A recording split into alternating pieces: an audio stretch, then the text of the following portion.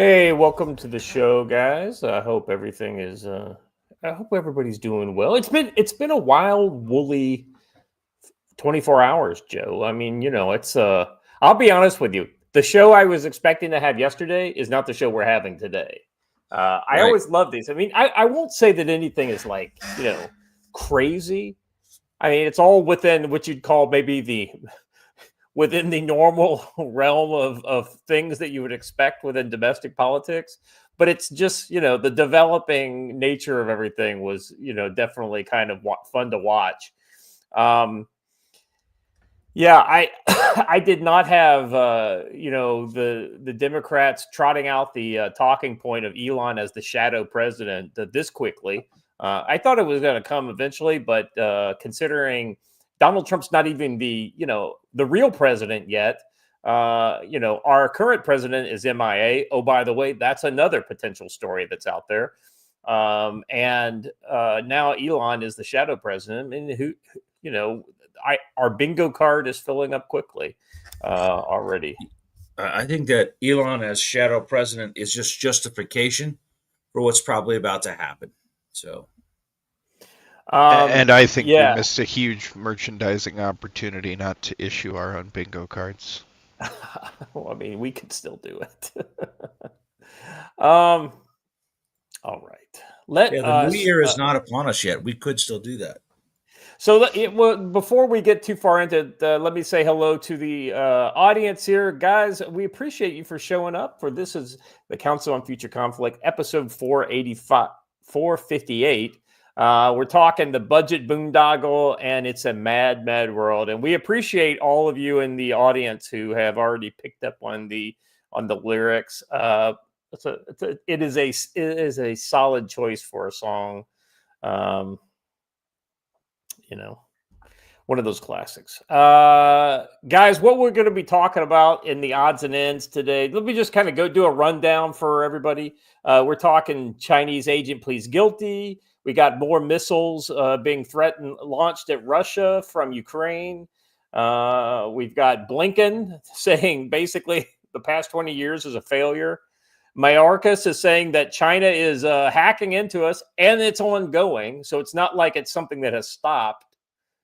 And that's just the odds and ends. Now let's jump into segment one, budget boondoggle. You guys, I know that we have a switched on chat, so you guys know the deal. The 1,500 page continuing resolution blew up after Elon came out against it. And, he was then castigated as the shadow president. But let's be honest, chat, he did exactly what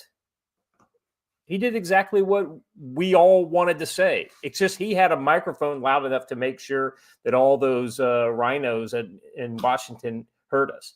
I mean, and we'll talk more about that when we get there. But, Johnson needs to go.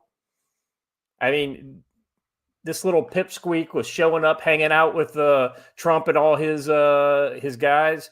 And pretending he's on the team. He had meetings. He went to the Army Navy game with all them. But did he say anything to Trump about hey, I got a 1,500 page continuing resolution with all this kind of pork in it? No, he didn't. He didn't say anything about that. There was Joe, do you think that Trump knew that was coming? That 1,500 page monstrosity that they Yes, dumped because Trump may be a lot of things, but he's not a dummy, right? Trump has sources, and he'd have known what was going on. What's interesting, Joe, and I think you may be right, but he didn't know because Johnson told him, and Trump said, yeah, go ahead and do it. Trump knew because he was getting fed info through back channels, and he wanted to let Johnson trip on his own dick, is what I think, honestly. But I thought we were going to talk about all this during our main segment. We will. And so the next one we're going to talk about is, and then the segment two is it's a mad world, guys. This is just one of those segments where there's so much stuff going on in the domestic, just kind of everything else got shoved into this. So we'll be kind of jumping all over the place in this segment. My favorite headline out of here is about the magic troops, the 1,000 new troops that they just found in Syria, Joe. Did you know? Magic, just magic. You know what it is? It's like in a video game. They just spawn there. It's like they're just NPC troops that just spawned out of nowhere. So when In you my were a left kid, you were hand. like, where did I put my army men? I found here they the are. sand-colored ones, but I can't find the green ones. Wow. Oh, here they are. Here they are. I think Joe had Camouflage it. was super good. I think Joe had it right before the show. In my left hand, I have a Mew, and it's disappeared. Now, if you'll look under Syria. Dang it, that's where the right. 22nd went. Ah.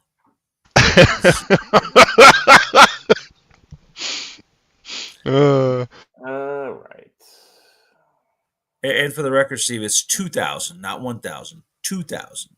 They found an additional 1,100 troops over the 900 they admitted to, which is actually par for the course, because if you remember, at the beginning of the whole Syrian boondoggle, to use a phrase, Barack Obama told everyone who had listened that there were no American troops in Syria until he was confronted with ironclad proof that there were over 1,000 Marines running around inside Syria. And then he was like, oh, well, yeah, those guys, yeah. Joe, I'd like to congratulate Tactical Wisdom for becoming a member of the channel. I thought, all I did was renew it, and then it makes this big deal of it.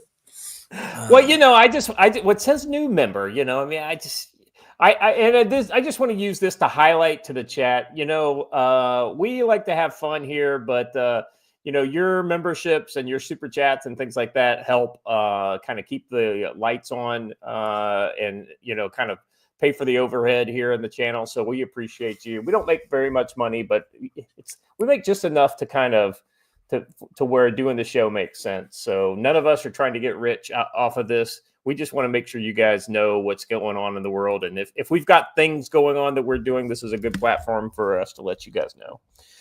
So anyway, if you want to help us out, membership is a great way to do it. It's $5. You get a free super chat through YouTube if you do it essentially once per month. And then the other is, of course, super chatting, which is great too. And if you're a baller like Hunch, you just drop those gifted memberships on folks. So any way you want to support us, we appreciate it. And if the only way you support us is by showing up and pushing like on the video, that would be great too. So if you haven't done it already and you're in the chat, let's see, what do we got over on YouTube? We got the 50 folks sitting around in our YouTube chat. Hit that like button over on YouTube. And, we've got let's just be honest, Rumble always rolls deeper than YouTube. So we got 80 folks over on Rumble. So if you're on Rumble, hit that like button as well. All right, guys, let's jump right into it. We got a lot to talk about today. Squishy Hunter raises an important point, and I'm going to find it right now. Squishy Hunter said he found a video of Watcher working on the ranch. Did you guys see this video? I did see this video. I thought it was a Wendigo, but I guess it was Watcher. I'm not a fan of being doxxed like this. It's just you have it available? Or you want me to find it's a security concern. I mean, look what happened to Nick Fuentes when he got doxxed. So Watcher, be careful. Don't go around showing your butt to the entire world. This is classic. And this actual footage, I know right where this is on the property. Look, man. Sometimes you need those bare necessities. All right. Well, Joe, what it was is he's been away from home for so long. He had to get his scent respread around the property. And so that way he's all. I guarantee you that Bear was actually singing bare necessities in his. All right, cool, buddy. Slim. I want to mention something. Go ahead, real quick. The Nick Fuentes thing. I put out a tweet yesterday that the Nick Fuentes fans did not like, and I'm just going to talk about it for a second. I said Nick Fuentes is reaping what he sows. Listen, man, he sends people to dox others all day long, and someone doxed him. Now, what I was actually saying that most of you failed to listen to the second half was, but the idolization of Luigi Mangione has made this happen, right? This other crazy kid was like, well, I know where Nick Fuentes lives, and I'm now going to be just as famous as Luigi. This is the danger of idolizing Luigi. we're going to end up with more of these. And by the way, don't show up at my house with a auto-loading crossbow because you will lose the dude had an auto-loading crossbow and a Ruger Mark 22. This is an absolutely terrible idea. So, real quick, Scott, we do have a $10 over on Rumble. He was going to get to it, and I interrupted him. So, So first up, we got Cool Bunny Slim, member for 32 months. That is a massive amount of time. Thank you very much. Speaking of membership chats, thanks for the years so far. Appreciate every show. Merry Christmas. Oh, yeah, Merry Christmas to you too. Maybe let's be honest, guys. I don't know what let's see. I will be here on Monday. What day? Monday is what? The 23rd, right? I believe that's correct. Yeah, 23rd. Yeah, so I should be here on Monday the 23rd because I'm not leaving. And I hope to be here on Wednesday the 25th. Gentlemen, we need to probably push pause on the 25th as that is Christmas Day. And I don't know that for Christmas you guys want to have to take away from your families to come do this. Yeah, I was just going to say, if you think I'm going to be here at 5 a.m. Christmas morning instead of with my kids, we had talked about shifting it to an evening show while I'm in the States. So on the 27th, I think maybe we try to do that as our first not morning show. Gentlemen, I tell you what. Here's what we'll do. I'm gonna do a poll in the chat, and you guys let me know in the chat what times you like, and then Joe and Watcher, we can kind of take the audience feedback, and then after this show, we can talk about it and figure it out. Sounds good. So we can do that. All right. You assume that the rest of us just sit around waiting for you to tell us when the show is going to be. This is all about coordination, Joe. Oh, and I got Scott's schedule. Hence why me and Watcher are up at 5 a.m. to get on the show. I mean, if you guys don't want to do it, just let me know. Lance Corporal Veteran for $2 didn't know Watcher is a furry.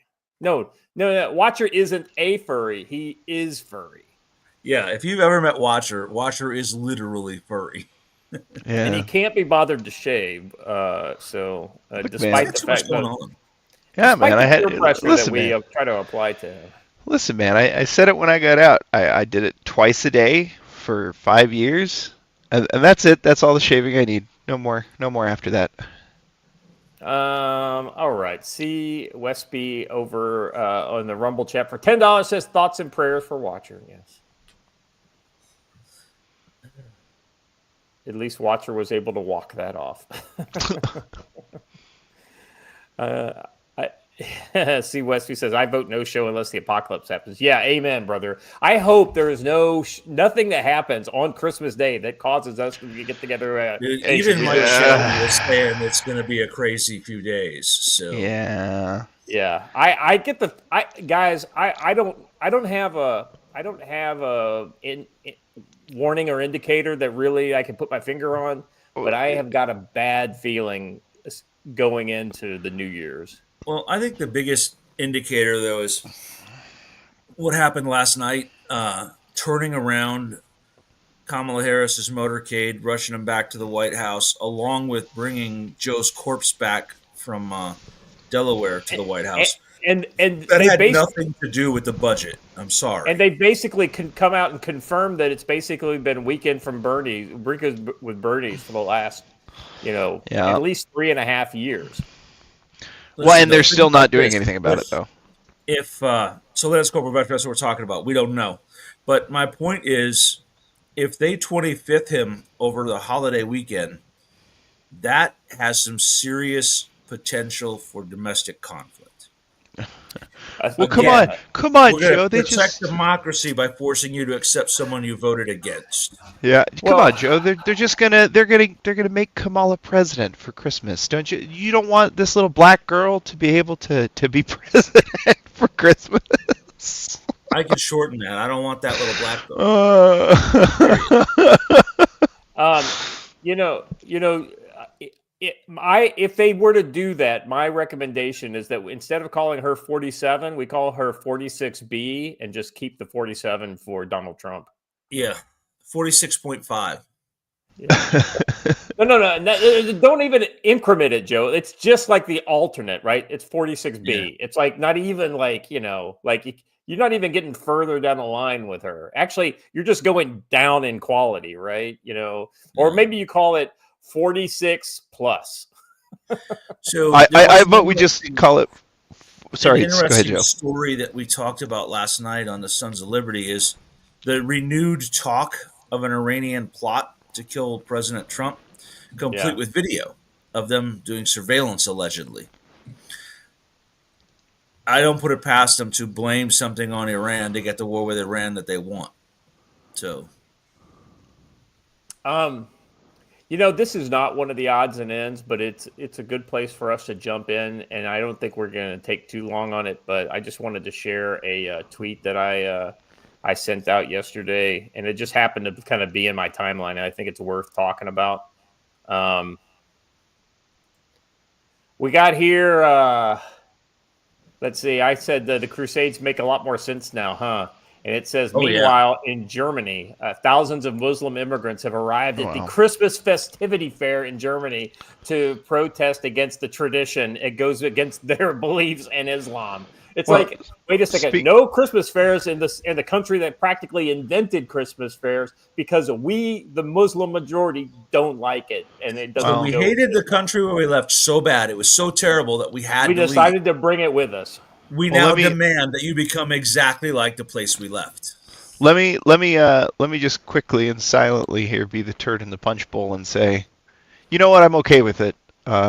Take him, burn the entire thing down. Just if you'll notice what's on screen here, burn the whole thing down. No. The good news is that let's hold a second. There's actually a kind of a companion post to this one, and Elon shared it out there. Here we go. Only the AfD can save Germany, Elon says.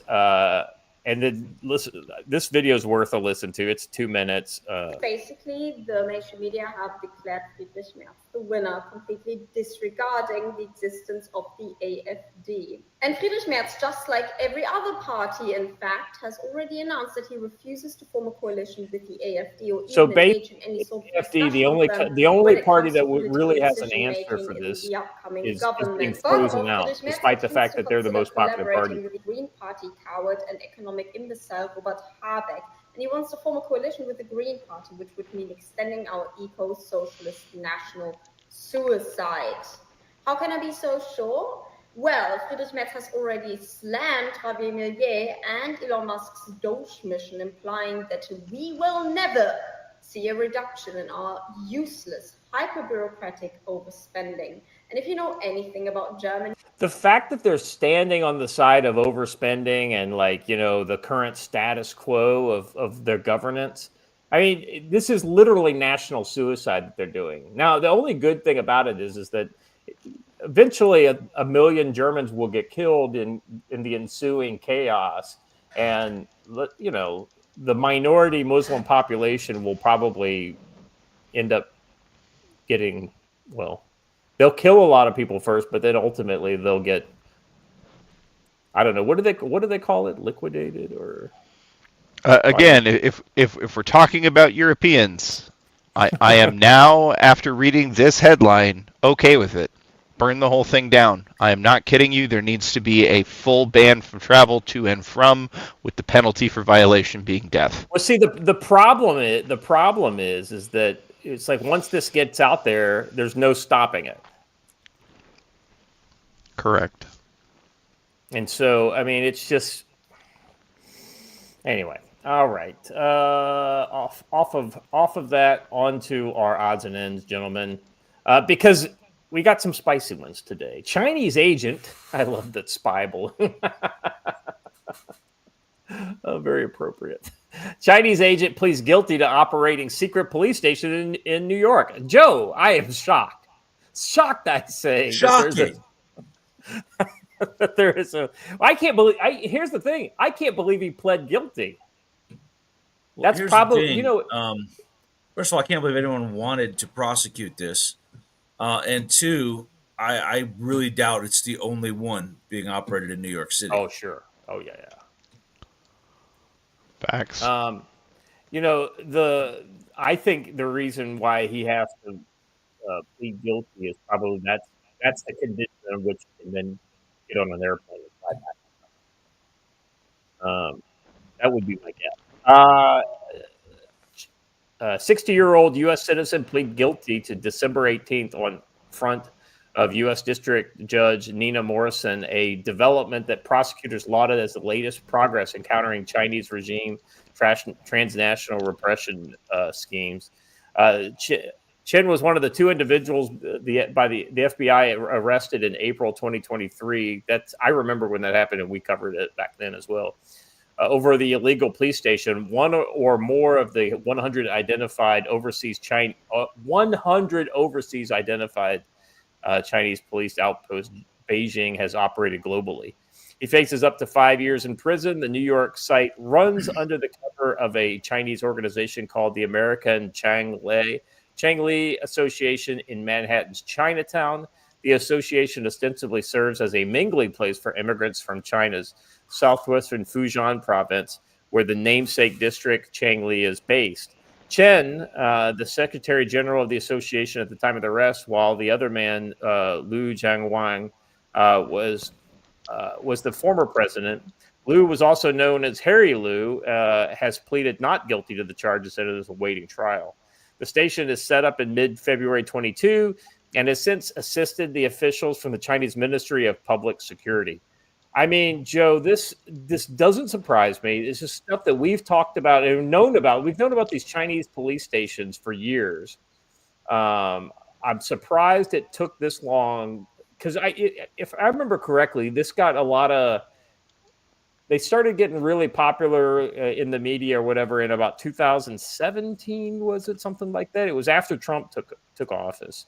Meanwhile, I'm going to shrug my shoulders because every single United States embassy has a legal attaché and a deputy legal attaché who are an FBI agent and a U.S. Marshal. And we also have secret police stations manned by the CIA Special Activities Division throughout the world who do similar things to our citizens or folks like that all over. So, yes, it is bad, but we do it too. And so do the Russians, and so do the Brits. It's just something that countries do. Well, I mean, it's one thing if you're talking espionage, right? I mean, for the most part, the CIA guys they go undercover as some like third, agricultural attaché or something like that. So they're not officially declared as being in the CIA, but the FBI and DEA and pretty much FBI and DEA are the ones that I know about. Aren't they usually in those embassies and consulates under like an official kind of role, like, hey, I'm the FBI representative here, and our stated purpose is interfacing with law enforcement from this country? Isn't that generally how they put that out there? Yes, but they don't. I guess my point is, well, I mean, if we had DEA guys operating while you were in Afghanistan. Well, yeah, but they ever run into the New York City Police Department while in Iraq? They wore things that said DEA on them, though. They weren't very secretive about who they were. But the New York Police Department are. Well, they have intelligence offices all over the world. That's why it's so rich for me. I mean, yes, it's wrong. It's bad that China is doing this. But the New York City Police Department has intelligence agents all over the world themselves. So, interesting. That's all. I don't know. I mean, I guess the fact that we are a constitutional republic. It's okay when we do it, bro, because we're America. Makes it it makes it a little different, though. Than an authoritarian, murder machine like the CCP does it, right? Do you believe the United States of America is not an authoritarian regime? Murder machine? I didn't say regime. I said murder machine. I mean, as bad as You said America has gotten, authoritarian. That's what you said. as bad as America has gotten, I don't think we have death camps running in the U.S. I know the manager of an airport down there who would disagree with you if he was still alive, but the ATF came specifically to kill him one morning. So Hey, I understand where you're going with this, Joe, but here my question is: is this to say that yes, it's wrong, but we do it too, or is it to say, well, we do it, so why should we complain that they do it? That's exactly what I just said. No, that's what I'm saying. I want to get to the bottom of the argument. The argument is that we do it too. That's all. So we should not do it. I didn't say that. I said we shouldn't act like it's evil when everyone else in the world does it. We have a superiority complex. I get it. America is the greatest place on earth, but we can't complain that someone does the exact same thing we do. That's all. All right. I just say, we're not focusing on what the FBI or the DEA or whatever is doing, say, in Belize, right? We're focusing on the Chinese and what they're doing in our country. I mean, I think we should stop that. And I'm not a big fan of us doing a lot of things overseas either. But that's not what we're talking about, I mean, if you don't want to talk about this, I guess we could just move on. Going back to the article, Xi Jinping's visit in 2015 during Chinese leaders Xi Jinping's trip to Washington, Liu, along with other Chinese association leaders, dispatched members of their organizations to participate in counter-protests against public demonstrations by practitioners of Falun Gong. The interesting thing here, Joe, is the infiltration of the Chinese. I mean, this is kind of unique to China. I mean, it's not only China, I'm sure, but these are like Chinese living in America who are American citizens, but they answer to the CCP, right? I mean, that's, I don't know that we run a whole lot of American expats that live overseas and then, they become citizens of other countries and we force them to continue to report to us. That's a unique feature, right? You are subject to United States law no matter where you are as a United States citizen. So yes. Yeah. No, but let's say I were to become, renounce my U.S. citizenship and become a Korean citizen. I'm living here in Korea now. The United States wouldn't, at that point, have no power over me unless they put a gun to my head, basically. Okay. And that's exactly what the CCP. We've never snatched a dude off the street and taken him to a third country, right? What I'm saying is this is pretty unique. That this is a type of program that we actively don't run. You're right. I apologize for having an opinion you disagree with. Moving on. No, I just don't. I want to know about it. If you know about some active program, we've talked about this like 9 times. I don't know what more you could possibly learn about it. I take umbrage to it. Because America can do no wrong. You disrail the discussion about Chinese activities inside America that are current and ongoing to talk about the fact that we, America, in the past or maybe in the present, but without evidence. There is no maybe. There is a legal attaché in every single U.S. embassy. We're not talking about the legal attachés that are always Chinese citizens that are operating out of the consulates and embassies. We're talking about U.S. citizens that answer to and do the behest of the CCP within the borders of the United States. That's what we're talking about. If you have evidence of us safe houses where we meet with U.S. expats who are gathering information for us all over the world, we don't do that under the cover of espionage. That's what these secret police stations actually are. But if we have agents of the CIA that go rolled up, it's kind of like, well, that's what happens to the agents of the CIA. All's fair in love and war, right? And so what I'm saying is I guarantee we don't have anything of this scale going on, say, in, I don't know, communist China, because if they did, they would probably be getting rolled up as well. In fact, most of the agents that we had got rolled up in 2018 when, I can't remember, you probably remember better than I do, there was something happened and basically they rolled up almost our entire espionage. You're talking about when we were using the same means of communicating with our agents in China as we were using in Iran because we didn't think the Chinese were sophisticated enough to break it. And oh, look at that, they did. Wait a second. Wasn't that some of the disclosures that came out of was it Chelsea Manning or one of those?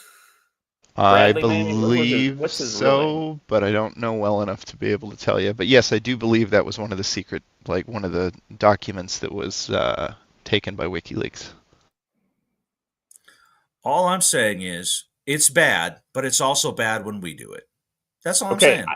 I don't have a problem with that, and I don't know why. I don't disagree with that, but we're going to put that piece aside and focus about the threat to our own. Yes, because it's worse when China does it. Yes. Okay. Because if we do it in China, our families might not get hurt. Do you see what I'm saying? It's like, people. You believe that the United States government doesn't go after families? No. What I'm saying is that when something bad happens overseas, it's not the same thing as when it happens to us. It's always worse when it happens to us because it's us. It's like if somebody's family member dies of something bad that's not my family, I can't care as much as I do when it's my family or it's somebody I know. Like when Jeff died the other day, it meant something to me because I knew him and I'd interacted with him. When a stranger dies in Rwanda, that's terrible, but I don't know him. So that's why it's more important because it's happening in the United States. I'm not worried about things that are going on in Brazil that are the same for us. That being said, we got a friend down in Brazil, and so I have an interest, but I still will never care. I didn't know Vicky Weaver. Well, I still care about that too, but that's literally our country doing things to our citizens, and so I would care a lot about that. You see what I'm saying? And that's China doing things to Chinese citizens, or at least that's how they view it. Doing things to U.S. citizens with U.S. citizens, they're getting U.S. citizens to do things to other U.S. citizens. China views citizenship entirely differently than we do, right? I know that. I agree. It's total different culture. Koreans are the same way. It's minjok. It's of the blood, right? It's like no matter what you say on the paper, you are still Korean, even if you stop being Korean, right? Like my wife is a good example.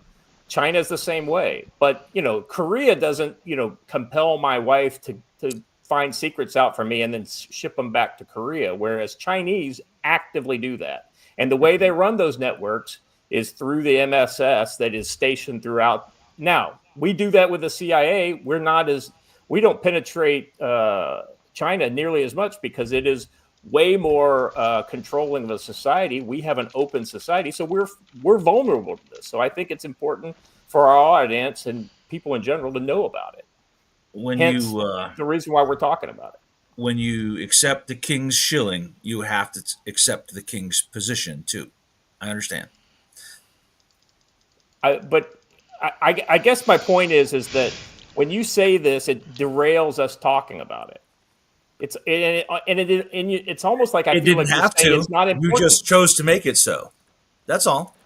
I made one comment, and you have now made it take up 30-something minutes. Right. You know I disagree with you on this, right? So I'm not allowed to say things that you disagree with. No, what I'm saying is that now I just want you to be able to articulate why one is more or less important than the other, which is exactly what I'm doing.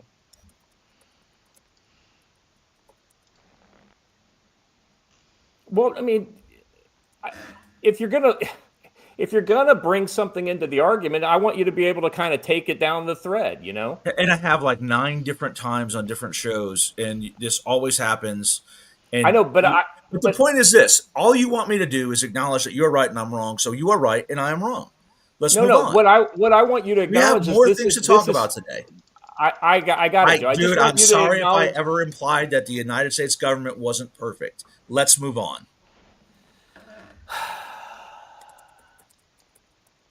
All right. More ATACMS Storm Shadow missiles launched at Russia as Putin threatens missile duel with the U.S. The Kremlin on Thursday revealed that the day prior, Ukraine's military launched 6 U.S.-made long-range ATACMS missiles and 4 British-made Storm Shadow missiles against Russian territory. I'll be honest with you.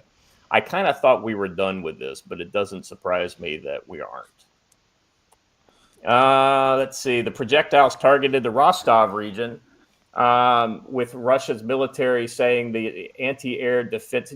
Watcher, can you pull a map up real quick just so we can kind of refer to where the Rostov region is? Give me a minute. Because it's not like deep into Russia. They've hit the Rostov region before, but still, this is them showing their hand with the Joe. This is NATO targeting Russia essentially. Yes, NATO, 100%, and we've been warned about it from Russia. And I think that there was another strike last night on Kiev in retaliation for the last one. A bad one, yeah. Yes. Which is actually, if I remember, it wasn't just you, as a couple other people that they thought maybe some of the action in Washington might have been in relation to. Might have been because of maybe the missile got somebody they didn't want got. So. The projectiles targeted the southern Rostov region. Anti-air defense systems were able to intercept all 4 ATACMS missiles and 3 of the 4 Storm Shadows. That's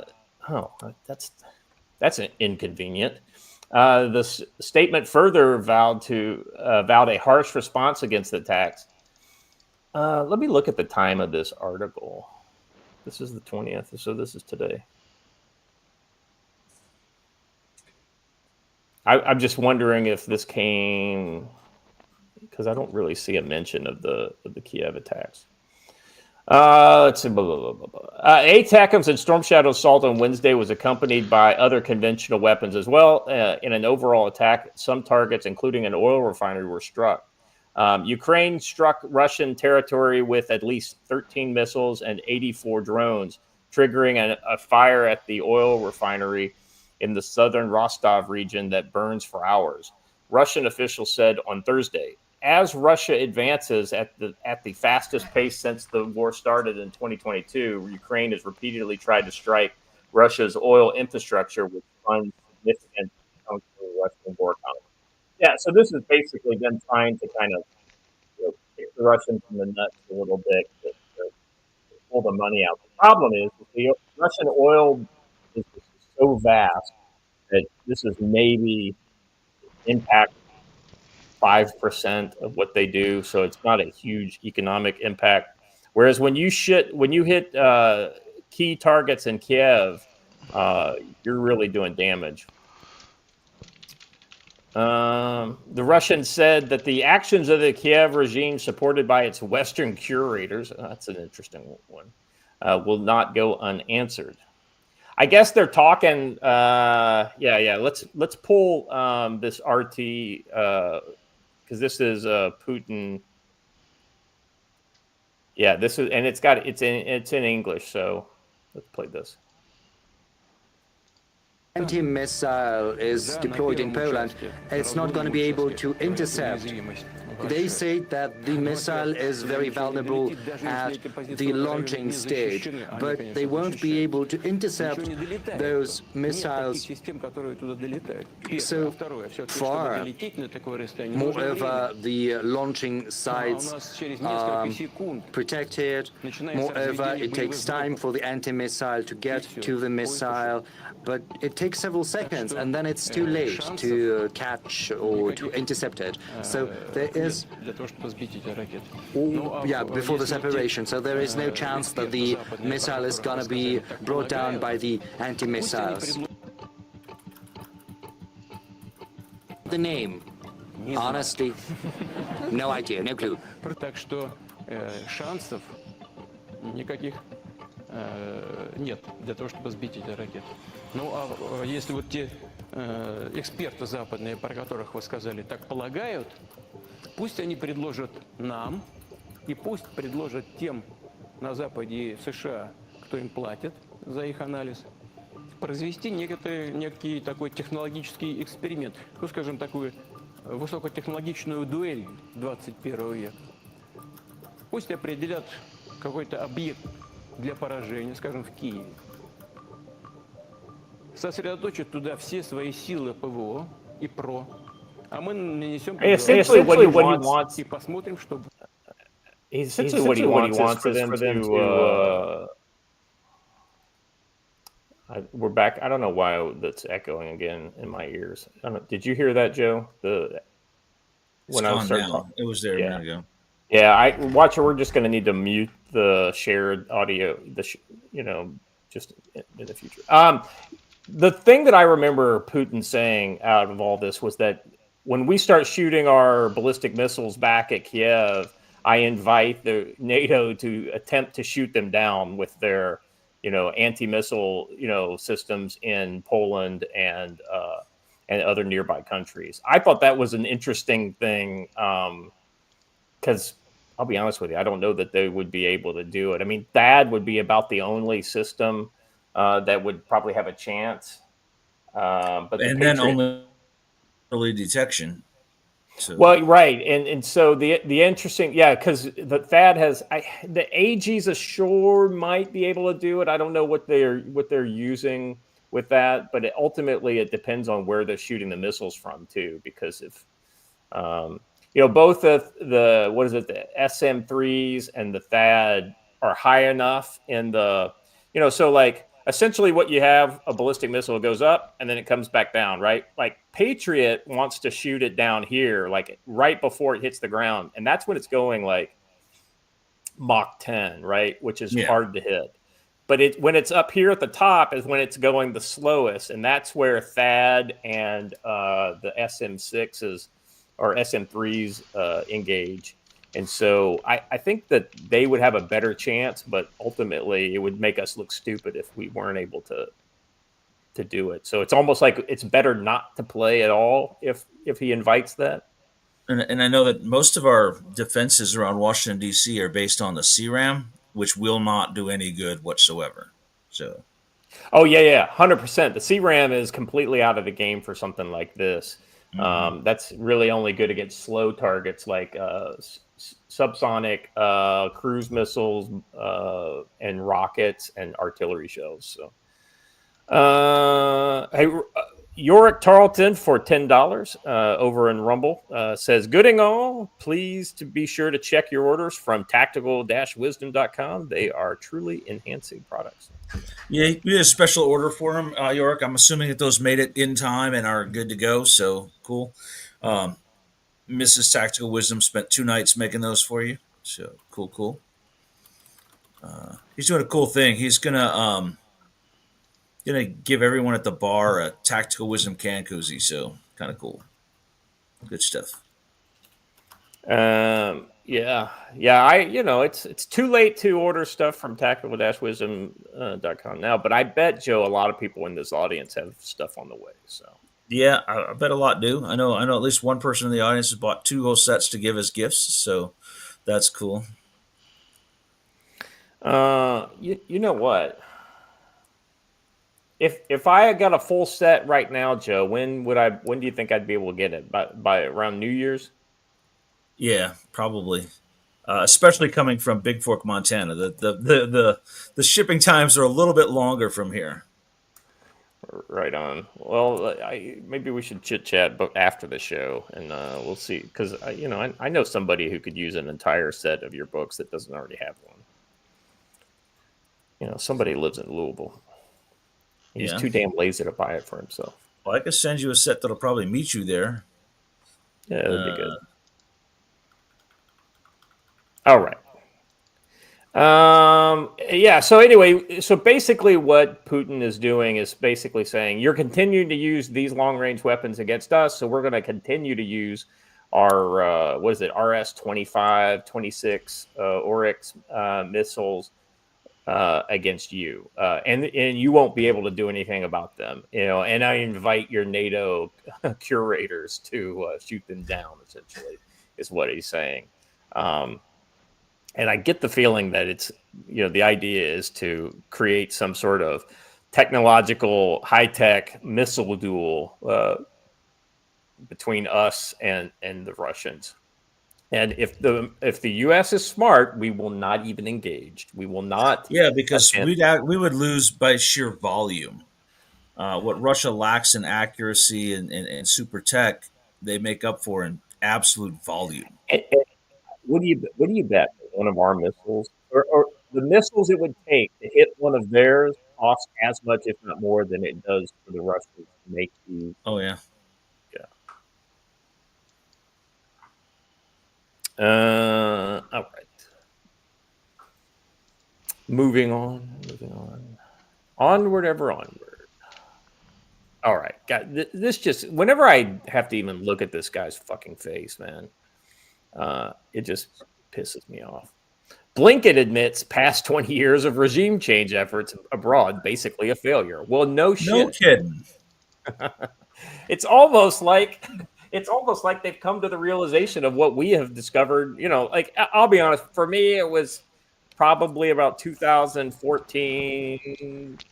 The first time I entertained the idea that Iraq and all that kind of stuff was a bad idea was when Bill O'Reilly did that Super Bowl interview with Barack Obama. Do you remember that? It was on during Fox during the halftime during the Super Bowl. And basically, he took Obama to task and basically said Iraq was a big fucking mistake. And I was like, wait a second, Iraq was a big mistake? What? And then that kind of led me down the path to where, maybe 3 or 4 years later, I was like, yeah, Iraq was a big fucking mistake. And oh, by the way, probably so was almost 90% of everything else that we did. Everything after the first 3 or 4 years in Afghanistan was a big fucking mistake. It's kind of, when you're... What is it? The scales are lifted from your eyes. You start to see things that you didn't really see before because you start. I think that our first real foray into that was Georgia, and that has worked out so well. They're on like their 7th president since then. Georgia, yeah. Don't get me started on Georgia. It's rare for a top official who is still in office to so bluntly describe that regime change efforts have been doomed. Blinken had been asked specifically of the U.S. supporting Iranian opposition groups to overthrow the government of Tehran. I think if we look at the last 20 years, our experiments in regime change have not exactly been a resounding success. No shit, Sherlock. He responded. So I think we have an appropriate degree of humility in focusing on, in that way on a problem. He also said, there's no doubt that this has not been a good year for Iran. Well, no shit, it hasn't been a good year for Iran. They've messed around and too many people who are pissed off at them. And this is what happens when countries get pissed off at you. They kind of take it back out on you. Our choice it could make and should make is to focus on itself and focus. Hold on a second. One choice it could make and should make is to focus on itself and focus on trying to build a better, more successful country that delivers for its people, and to stop getting involved in these adventures or misadventures throughout the region. Boy, isn't that the same sounds thing? That sounds like great advice for a certain other country. I don't know. I mean, that I don't know. Given who's saying it, I think what he's actually saying is we need to focus internally, i.e., we need to try more of that color change bullshit here at home first. I don't know. I don't even think he's saying that. I think he's basically talking out of both sides of his mouth here. He's saying Iran needs to do this, but it sounds like good advice for another country I've heard of. Don't get involved in the Middle East. It sounds like we should be looking in the fucking mirror. Foreign media seized on the comments, particularly Funny, when I said that earlier, it's a problem. Carry on. Well, it's a problem when it derails the conversation about the threat that we were talking about. Yes, sir. My apologies. My apologies. U.S. Secretary of State Anthony Blinken has publicly admitted that over the past 2 years, past 2 decades, Washington has conducted experiments seeking regime change in Iran. I mean, not really. Honestly, we really haven't. When the protesters rose up against in a serious way in Iran, I mean, what did they do? They left them out to dry, and like thousands of people got executed for it. You know, what was that? That was during the Obama administration. So I don't know that we ever really wanted regime change, at least under the Obama administration, all 3 terms of it, you know, because, oh, by the way, we've heard about the Weekend at Bernie's situation for the last 4 years. And yeah, it's basically the Obama folks behind the scenes pulling all the levers for the last 4 years. Let's see. Efforts to topple the Islamic Republic's leadership, however, have failed. He admitted, you didn't try to topple them. So Joe, this is what makes me mad. Is he thinks they're actually trying to topple the regime, and I would challenge that Blinken and friends have done everything they can to prop up the Iranian to prop regime. them up. Exactly. What do you think sending all that fucking money to them is doing? Oh, Yeah. we're gonna give them a bunch of money. That'll make them fall. I mean, that'll do it. China's Xinhua and this headline: Blinken admits failure of decades-long U.S. effort seeking regime change in Iran. The Chinese state media reports also reads into Blinken's words, claiming that he publicly admitted Wednesday that his country's efforts spanning the last 20 years to seek regime change in Iran did not yield much success. You know, if you didn't have the most incompetent foreign service in the entire world trying to do this, maybe you would have had different effects. But that is exactly what we've had. We've had the most incompetent foreign service, I think, of any. I mean, it's like British foreign service is better than ours, even in the shabby state that it is today. I mean, hell, Iran's foreign service, I think, does a better job because they're cleaning up and pocketing like $40 million a month. Blinken has also had some interesting words on Iran's nuclear program, saying it's not inevitable that Iran will pursue and achieve a bomb. This is something that may be more of a question now because they've lost different tools. They've lost different lines of defense, he said. Sure, you're going to see more thinking about that, but the costs and consequences for them for pursuing that route, I think, would be severe. What do you think, Joe? I mean, you know, Iran is definitely on the back foot right now. You know, allies in Syria falling, you know, that safe harbor. You know, Hezbollah's taking hits. Hamas is almost off the board. You know, we saw even the Saudis are starting to hit the Houthis again. What do you bet that Iran goes kind of hard in the paint now with the nuke stuff? Or do you think that they're thinking twice about it? I don't know. I think that they're reserving what power they have left for one big strike, right? I don't think that they're too worried about their internal politics. I think that they're fanatics, and fanatics can't be thought of logically. Yeah. What about you, Watcher? You got a thought on that? My thought on that is it's funny in the context. I'm not sure which one he's calling a fanatic. That's true. He left it ambiguous on purpose. Yeah. I think an alternate title for this article could have been Pot Kettle Black. And I'm pretty sick of it. So. Well, I think that we tend to approach China and Iran from a Western standpoint, and neither of them think like we do, is what I'm saying. We say, well, they should focus more on their internal politics and making their life better for their citizens. They don't care about that. They literally don't care about that. Citizens are a means to an end. They are a means of production. They don't have the same system of government and system of freedoms that we do. They don't think about human beings the way that we do. Klingons, man, we're dealing with Klingons. And we need to understand that and stop trying to think that as we have for, 100 years, that somehow us saying nice words will implant Jeffersonian democracy throughout the region. It's not. Point of order, Joe. I protest vociferously. The Chinese are the Klingons. I think the Iranians are better called Romulans. No, because the Romulans were closely related to the Vulcans and had logic, and the Iranians do not. Well, you know, I'm thinking more about the Persian kind of culture. Okay, let me rephrase. Yes, you're absolutely right, Scott, and I would not disagree with you one bit about anything. Well, also, I didn't ask you to agree with me. I'm just telling you what I think. I just got to say, Derna, you know why. You know why. Yeah.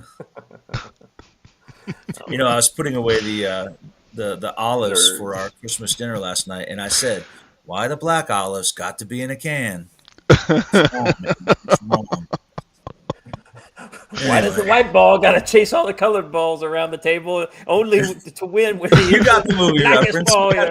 That's a classic film. Right there. Oh boy! All right. And by the way, chat, I just if any of you guys are trying to stoke problems here because me and Joe don't necessarily see eye to eye on every fucking thing. This is what real men do. They disagree with each other, right? And so I hope that's okay with you guys. I don't want you to think mommy and daddy are fighting or anything like that. This is just what happens when bros sit there and don't have the same point of view on something. Rowan Courts tried to get themselves booted from the chat with the "This is a Lord of the Rings" reference. Get out! Get out!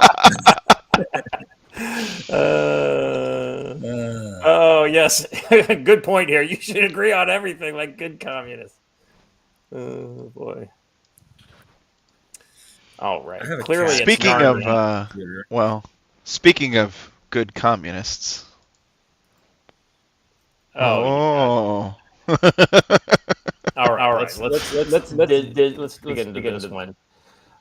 This is a nice little piece of video, and let Mayorkas speak for himself. Father and son, Joe. I'm gonna stab him. All right, rewind. And China has, in fact, hacked into our telecommunications providers, some of them.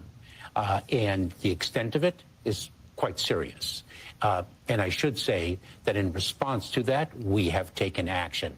We in the federal government have stood up a unified coordination group, a multi-agency response to this hack. Just today, our Cybersecurity and Infrastructure Security Agency published mobile communications best practices. Hold up. He actually said we wrote a sternly worded letter. God damn. That everyone should read, especially people in positions of responsibility in the United States government. It's a very sophisticated hack. I can't speak publicly to how it occurred, but the telecom providers are focused intensely on it, and they are working in partnership with us to remediate it. But how long has this been going on? Months? It is not an overnight hack. This is a very sophisticated. Hold on a second. Yeah. We need to. It's not a hack. Wait a second. Oh God. Who's got the ban button? Is he? Yeah, I'm gonna. I don't know about that. Yeah, I'm. Well, I mean, he's wrong. That's what I know. See, Brown Coat 6 agrees. Deserves the ban hammer. Joe, I'm not a very good authoritarian. What should I do here? You're pretty good at crushing dissent earlier. Hey man, just because my arguments crushed yours doesn't mean you should feel bad about it. Oh, what's the purpose of the hey, Rowan. I'll fight you, old man. Rowan, in case nobody's ever filled you in here, just always remember that age and treachery will always win out over youth and a bad haircut. And hey, also, Browncoat 6 has survived a trip to the Spam Museum with me. You don't want to fight that guy. Hey, C. Westby, let me just say that I don't know if you're thinking of the new one. Maybe you're right about the new one. I don't know. I've only seen it once. I probably will never see it again as far as the new movie goes. But if you put Waterworld head-to-head against the 80s. Yeah, the Sting version of Dune. Yeah, no, not even close. Sorry. I mean, neither of those movies is better than an 8, but I mean, Dune is a solid 8, whereas Waterworld on its good day is like a 6.5. Although I will bring up an interesting point. I have to every time I hear Waterworld. Are you aware that is the first movie Jack Black ever acted in? I am not. He was the plane pilot. Oh, was he? Yep. Next, someone's going to be shouting the accolades of the postman. Anyway, Well, okay, so let me ask you this, Joe: Postman or Waterworld? postman. Yeah, there we go. You and I are on the. Have you read the book? No, I haven't read the books, but The book's good. The book's really good. Yeah. I actually found the book like years before I saw the movie. So, Rowan Court for $1. Do it. All right. 5-minute timeout for Rowan Court.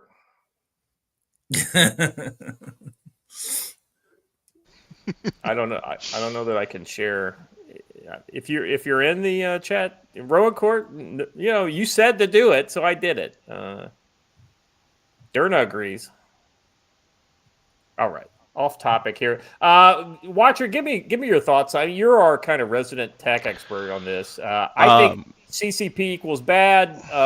What do you think about this? I think calling it a hack is so disingenuous that it almost makes me nauseous. This wasn't a hack. We allowed China to build out the systems.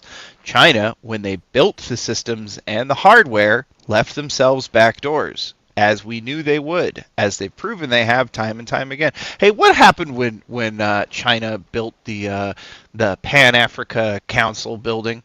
Did they A, build it perfectly into spec, or B, fill it floor to ceiling with microphones in every possible space? Oh wait, it was the second one, wasn't it?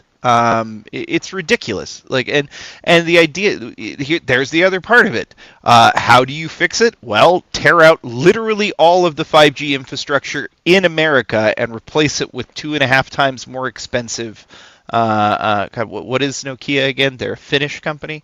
Yeah, Finnish made stuff, which will take years and years. We're idiots. We're utter idiots. I said this at the time. I've been fuming about it since then. It'll still exist in 10,000 years because you can't break a Nokia. That's factual and probably EMP proof. Give a one in the chat if you still have a Nokia phone in a kitchen drawer somewhere. As far as I understand, CW, it is definitely Finnish made. Now, are those Finnish factories importing Chinese workers? That's a great question because most of Europe does that. So, I don't know. See, look at the ones in the chat popping up. Dude, everyone has a Nokia phone somewhere in the house. I've said for a long time that Nokia phones, if they just had a centralized turret, would count as a tank. But I'll tell you, there'll be like ancient civilizations digging it up, and they're going to believe that the Nokia phone was some sort of an idol or icon of a god because they'll be the only things left. So. Crockpot Broccoli is typing this on a Nokia phone. Careful not to drop it. Your foot will break first. Yeah.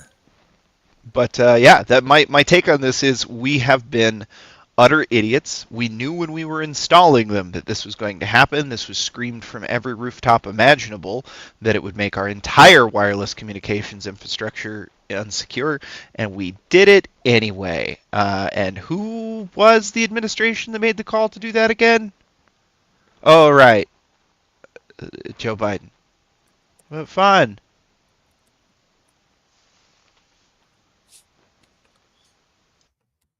Okay. So, all right. Sorry, I was muted, guys. I apologize for that. What's interesting about this whole thing, because what you were talking about is the network infrastructure, Watcher. Like there's so much of it. There was a lot of talk during the Trump administration about banning the use of Huawei hardware and 5G in the 5G infrastructure, and some of that occurred, but then I think during the Biden administration, didn't they kind of ease up on that? Is that almost immediately? Yes. Yeah, that's what I thought. I'm sorry, I'm just not super up this topic. The sad thing is you're that fine. This was boring talk that got shuffled off to the side, which it shouldn't have been. This should have been absolute top of national security talk, but. Hey, first best idea would be to have a U.S. company. I don't know, like Cisco. Somebody who actually makes all that stuff in house, right? Now, granted, they have a global supply chain, but they do all their design, all the firmware, all that stuff, and some of the production occurs within the U.S.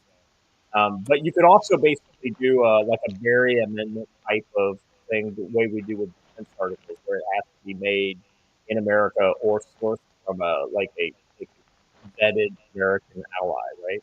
So, for instance, Finland, right now a NATO member, would be an acceptable as long as their supply chains were vetted and protected.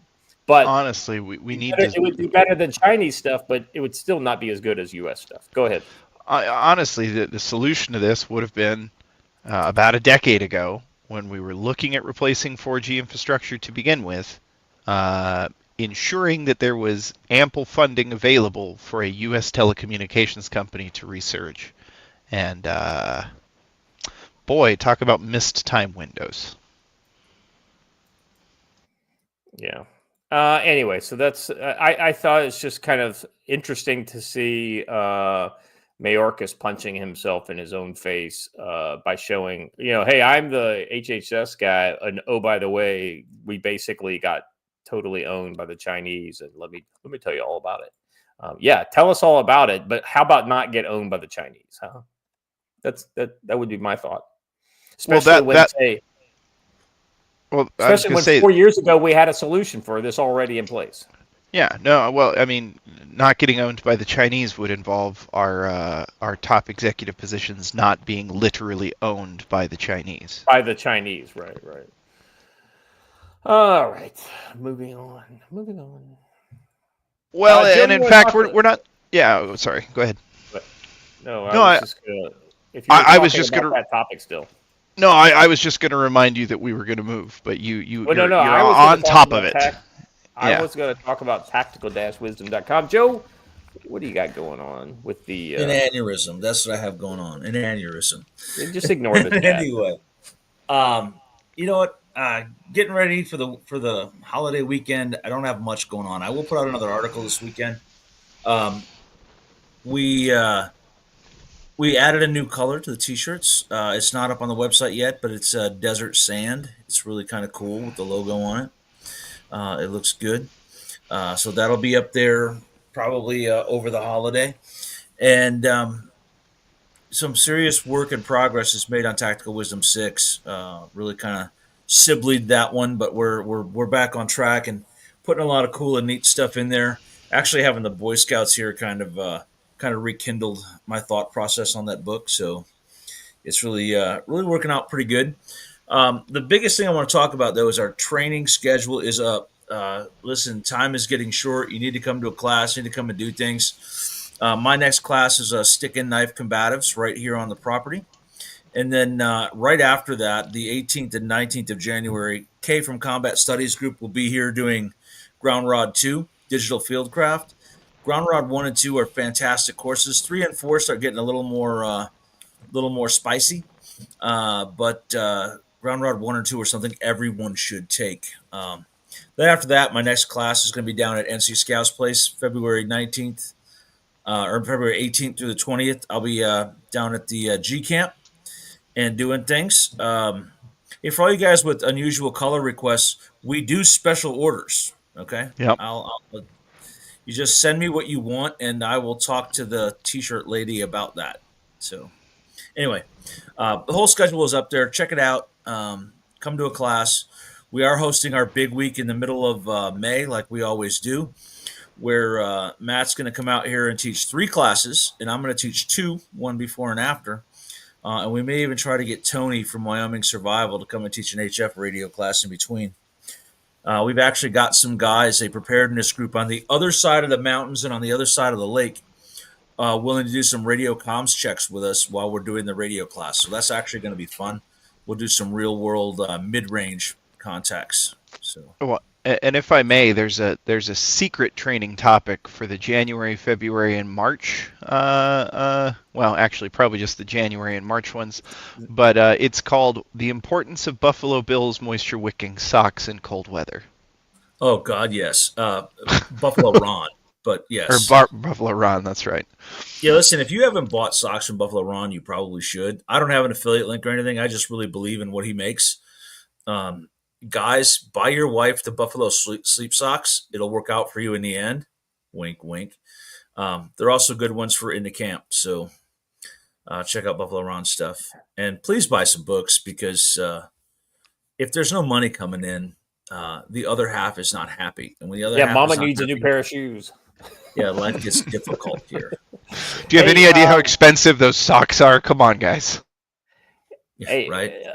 Two things. In this space, in the just the other day. See, Rowan still wants to get kicked off because he said the Lord's camo pattern, ACU. Get out. Ugh.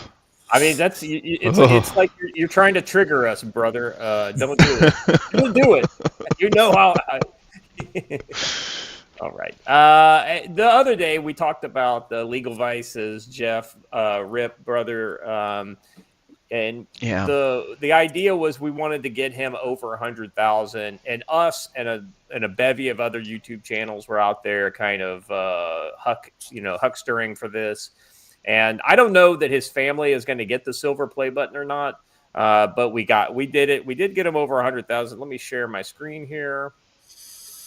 Our friend of the channel here, Laura Cox, sent me this image, and hey, 100,000 subscribers. So congratulations, Jeff. I'm glad that we were able to make this happen for him, even if it was a little bit too late. I think the goal was basically we got him 15,000 subs or thereabouts.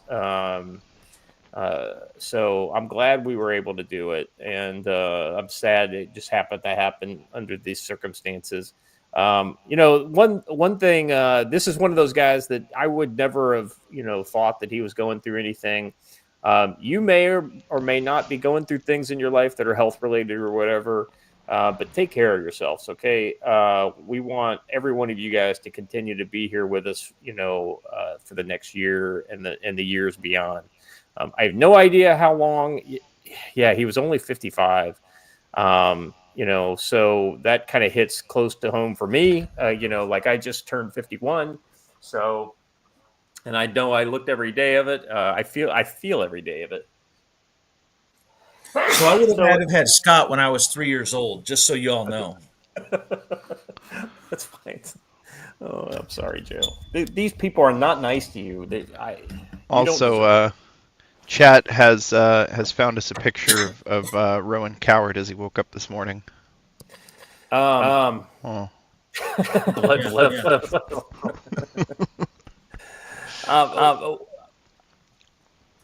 right. Real quick. I wanted. What are we? There we go. Stop sharing that. All right. I wanted to share something else here. This is another.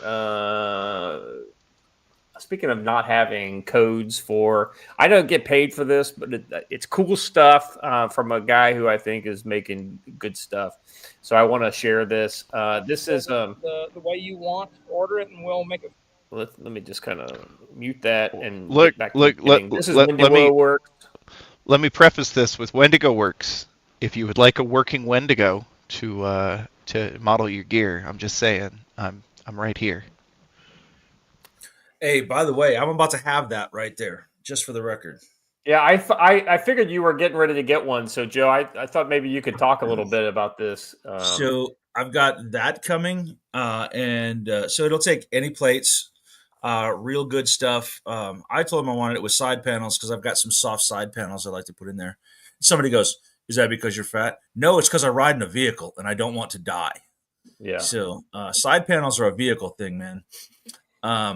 But anyway, he's making me one of those, and I'm also gonna have that helmet scrim right there. But mine's gonna be woodland on one, or no, coyote brown on one side and Rhodesian brushstroke on the other.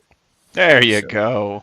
Very good. Is it gonna be with the white, or is it like a coyote brown? I just said no. I didn't know if these had to have white in it. So no. You can get them in white. Probably not a bad idea for here, but actually for here at head level, you're going to be in the green anyway. Yeah. So yeah, those are pretty cool. It's a pretty nice looking system. I've been talking to him throughout the development. It's good. And by the way, speaking of guys who develop products, see they're reversible. You can flip them over. I think mine's going to be Woodland and Rhodesian, but that's just a rumor. There is a new shipment of Tactical Wisdom radio pouches about to come out at Exumbris. So, good ones. He just got more patches. Yeah, I think if I like the idea of having a kind of a low profile color on the outside, and then you can do your camo color of choice. I think that's kind of the point, right? When we start talking about the potential for unconventional warfare within the U.S., you're not going to want to always be all camoed out. You might want coyote brown or olive green on the inside. Yeah. That way, when worn under a jacket, it doesn't look like anything. Or even like a navy blue or a black. Yeah, I have a navy blue one right now for reasons, but it blends in well with the suit. So, all right. Yeah, I think this is cool. I just wanted to share, friend of the channel, so appreciate things that he's done, and I'm looking forward to seeing that back on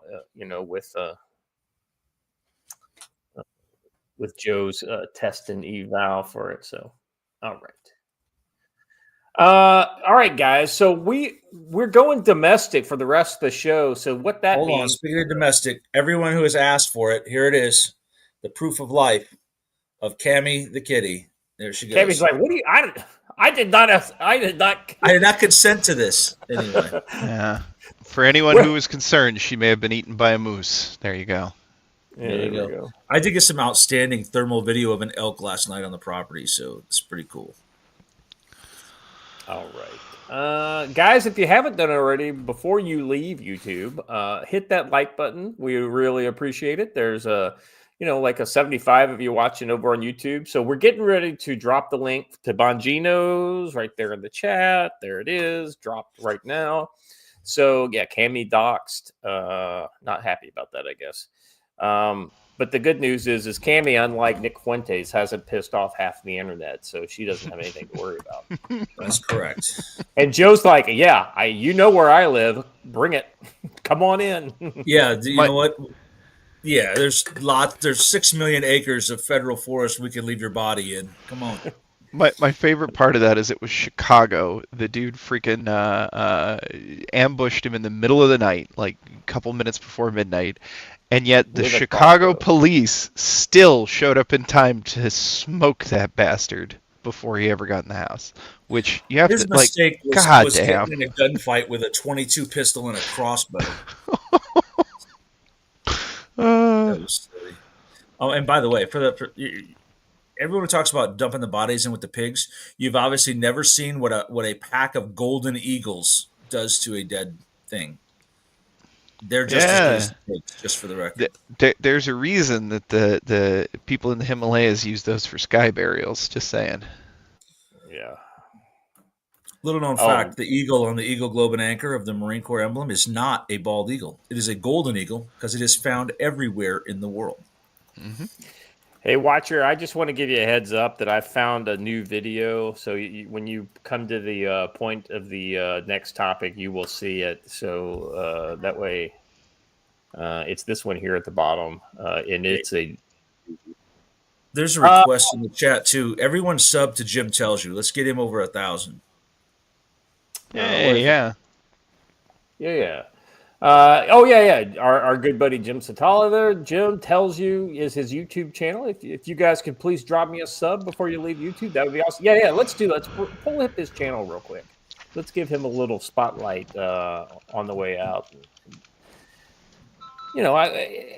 Member of the chat now has his own YouTube channel. He needs to get monetized, of course. I think you need 1,000 subs to get monetized. 1,000 subs and something like 3,000 hours. So yeah. There we go.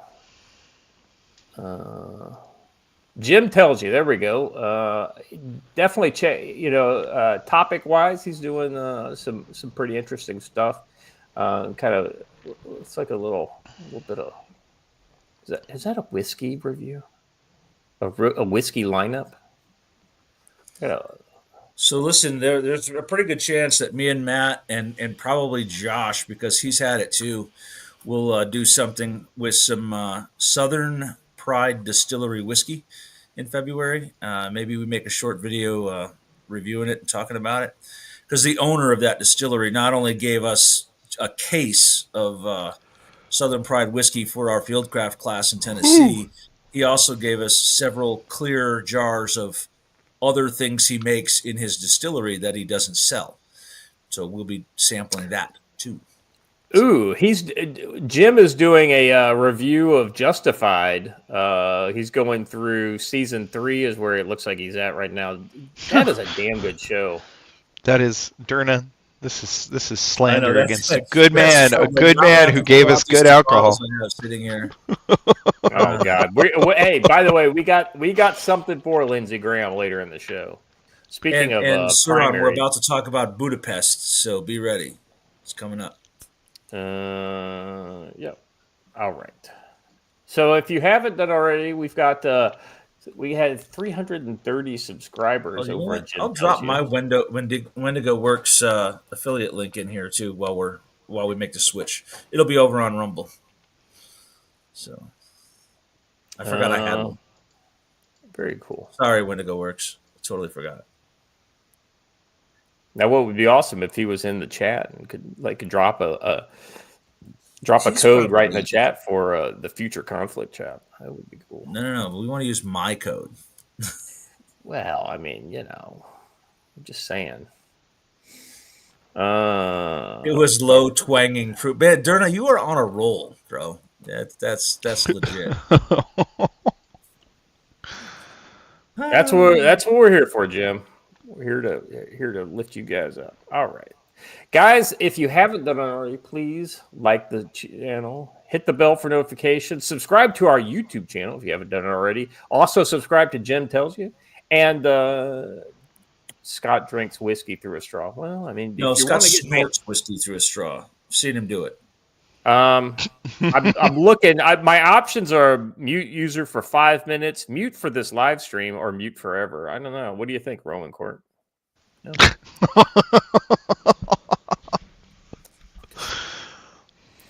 I will not take slander like that. All right, gentlemen. This is now the time when we will go over to Bongino, our favorite Italian restaurant, and until we get through it. 2, 0, 1. It's 11:59 at Radio Free America. This is Uncle Sam with music and the truth until dawn. Right now, I've got a few words for some of our brothers and sisters in the occupied zone. 3, 6, 4, 6. The chair is against the wall. 3, 6. The chair is against the wall.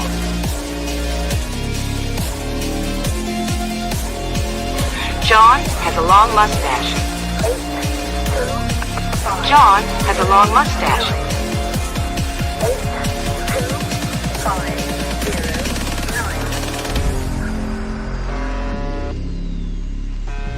9. It's 12 o'clock, Americans, another day closer to victory. And for all of you out there on or behind the lines, this is your song. 2, 1. All right.